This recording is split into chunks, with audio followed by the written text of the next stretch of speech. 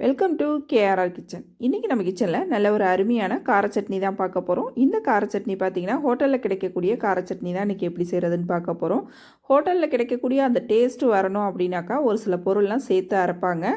அப்படி அரைச்சோம் அப்படின்னாக்கா அந்த டேஸ்ட் அப்படியே நமக்கு கிடைக்கும். என்னென்ன பொருள் அப்படிங்கிறத நான் வீடியோவில் தெளிவாக சொல்லியிருக்கேன். நீங்களும் அதே ஃபாலோ பண்ணி அப்படியே செஞ்சு பாருங்கள். கண்டிப்பாக ஹோட்டல் சுவையில் இந்த சட்னி இருக்கும். ட்ரை பண்ணி பாருங்கள். இந்த சட்னி எப்படி செய்கிறதுன்னு நம்ம வீடியோக்குள்ளே போய் பார்ப்போம். அதுக்கு முன்னாடி நம்ம சேனலை இப்போ தான் ஃபஸ்ட் டைம் பார்க்குறீங்கன்னா சப்ஸ்கிரைப் பண்ணி வச்சுக்கோங்க. கூடவே பெல் சிம்பிள் ப்ரெஸ் பண்ணி ஆளுங்கிற ஆப்ஷனையும் ப்ரெஸ் பண்ணி வச்சுக்கோங்க. அப்போ தான் நான் போகிற வீடியோஸ் எல்லாம் உங்களுக்கு தொடர்ந்து நோட்டிஃபிகேஷனில் கிடச்சிக்கிட்டே இருக்கும்.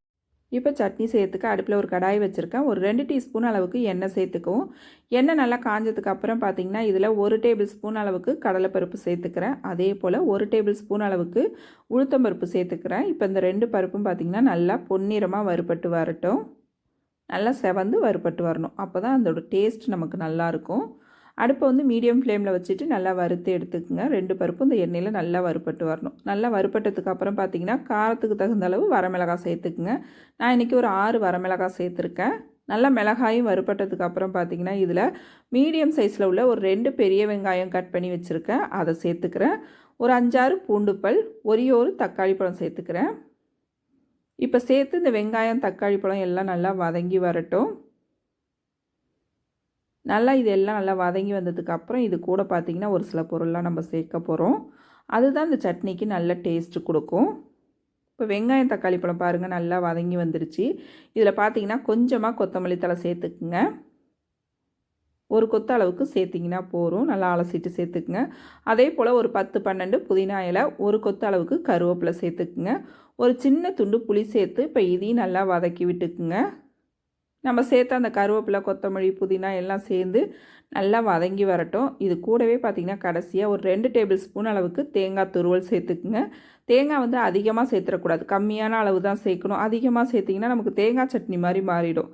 ஆனால் இது போல் கொஞ்சமாக சேர்த்து கார சட்னி செய்யும்போது டேஸ்ட்டு ரொம்ப அருமையாக இருக்குங்க. இப்போ தேங்காய், வெங்காயம் எல்லாம் பார்த்திங்கன்னா நல்லா வதக்கி எடுத்துக்கணும். அப்போ தான் சட்னி ரொம்ப நாள் இருந்தாலும் நமக்கு கெட்டு போகாமல் இருக்கும். நல்லா இந்த அளவுக்கு வதக்கிக்குங்க. இப்போ இதை நல்லா ஆற வச்சு எடுத்துக்குவோம். இப்போ எல்லா பொருளும் நல்லா ஆறினதுக்கப்புறம் மிக்ஸி ஜாரில் சேர்த்துருக்கேன். மிக்ஸி ஜாரில் சேர்த்ததுக்கப்புறம் இதுக்கு தேவையான அளவு உப்பு சேர்த்துட்டு ஃபஸ்ட்டு ஒரு ஓட்டை ஓட்டிட்டு அதுக்கப்புறம் கொஞ்சமாக தண்ணி விட்டு நல்லா நைஸாக அரைச்சி எடுத்துக்குவோம். இப்போ பாருங்கள் சட்னி அரைச்சி எடுத்துகிட்டு வந்துட்டேன். இதை ஒரு பாத்திரத்துக்கு மாற்றிக்கிறேன். இது கூடவே கொஞ்சமாக தண்ணியும் கழுவி சேர்த்துக்குங்க. நல்லா ஒத்தாப்பில் ஒரு தடவை கலந்து விட்டுருங்க. நான் இன்றைக்கி சொன்ன பொருள் எல்லாம் சேர்த்து அரைச்சி பாருங்கள். டேஸ்ட்டு ரொம்பவே அருமையாக இருக்கும். நல்லா இது போல் கலந்து விட்டதுக்கப்புறம் இதுக்கு ஒரு சின்ன தாளிப்பு கொடுத்துக்குவோம்.